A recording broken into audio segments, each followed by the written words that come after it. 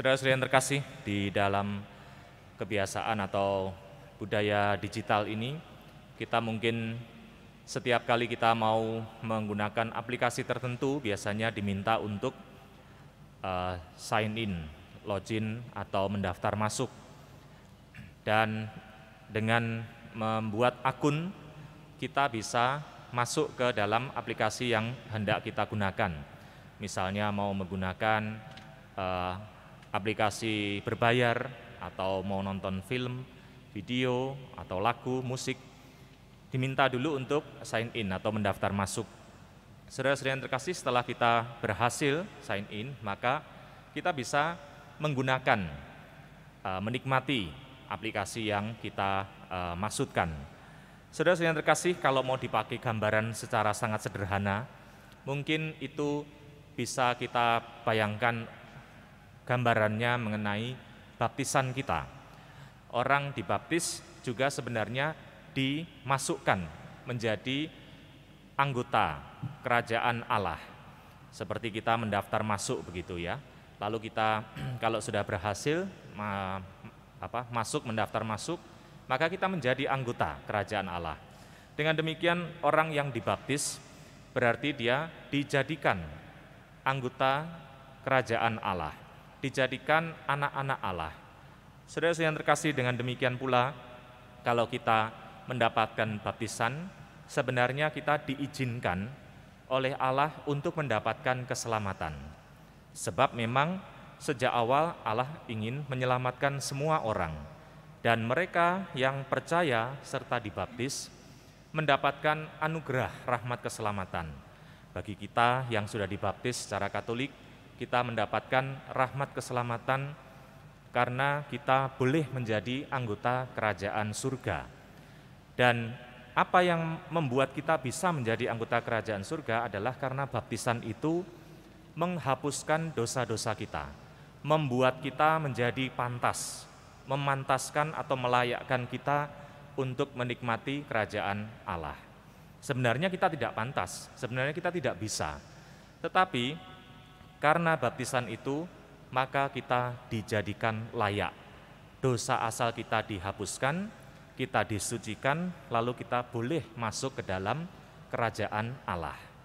Saudara-saudara yang terkasih, kalau baptisan itu mengandung arti bahwa kita diangkat menjadi anggota kerajaan Allah dan menghapuskan dosa asal kita, lalu mengapa Tuhan Yesus juga dibaptis oleh Yohanes Pembaptis seperti yang kita rayakan hari ini? Apakah Tuhan Yesus juga perlu diangkat menjadi anggota kerajaan Allah? Tidak perlu, karena Tuhan Yesus sendiri adalah pemiliknya kerajaan Allah. Lalu apakah dengan dibaptis Tuhan Yesus juga dihapuskan dosa asalnya seperti kita? Juga tidak, karena Yesus tidak mungkin berdosa. Dosa tidak menguasai Yesus sendiri karena Dia adalah Allah. Saudara-saudara yang terkasih, lalu apa artinya pembaptisan Tuhan Yesus oleh Yohanes Pembaptis? Bukan untuk menghapuskan dosa asalnya, bukan untuk membuat Tuhan Yesus menjadi anggota kerajaan Allah, tetapi baptisan Tuhan Yesus adalah untuk memulai karyanya di dunia, untuk mengumumkan bahwa inilah saatnya Allah menyelamatkan manusia. Kehadiran Yesus kini nyata, kehadiran Allah di dunia, dan inilah saatnya Allah menyelamatkan manusia. Dan itu diumumkan, diwartakan kepada banyak orang waktu itu dan juga kepada kita sekarang. Saudara-saudara yang terkasih, dengan demikian arti baptisan Yesus adalah pada saat itulah dimulai karya penyelamatan Allah. Dan karya penyelamatan Allah ini tidak main-main, sungguh-sungguh maksimal. Kalau kita bayangkan misalnya ada korban bencana alam ya, atau bangunan runtuh, atau orang terjebak di banjir dan sebagainya. Maka kalau orang mau menyelamatkan, biasanya mengirimkan apapun yang bisa dilakukan secara maksimal. Tim penyelamat yang terbaik, atau mungkin juga alat-alat yang sebisa mungkin, secanggih mungkin untuk menyelamatkan, demi menyelamatkan orang itu. Itu adalah penyelamatan yang maksimal. supaya yang diselamatkan itu bisa berhasil dibebaskan dari jebakan bencana itu. Saudara-saudara yang terkasih, demikianlah juga penyelamatan Allah kepada manusia. Jelas manusia itu tidak mungkin menyelamatkan dirinya sendiri karena sudah terlalu dalam, tenggelam dalam dosa-dosanya. Maka butuh kekuatan yang luar biasa untuk menyelamatkan manusia itu. Allah lah turun dan menyelamatkan manusia dengan maksimal. Kini diutusnya langsung putranya sendiri untuk menyelamatkan manusia. Maka sejak pembaptisan Tuhan Yesus itulah nyata diwartakan kepada banyak orang bahwa Allah mau menyelamatkan manusia. Dan berbahagialah mereka yang mau diselamatkan. Kadang-kadang manusia itu memang bandel ya, mokong ya. Kadang-kadang kita meminta bantuan kepada Allah, Tuhan, ampunilah kesalahanku, tolonglah aku keluar dari dosa-dosaku. Kita kadang-kadang memohon rahmat dan pertolongan Tuhan supaya kita dijauhkan dari segala dosa. Tapi ketika Tuhan menolong kita, kadang-kadang kita juga tidak mau untuk ditolong.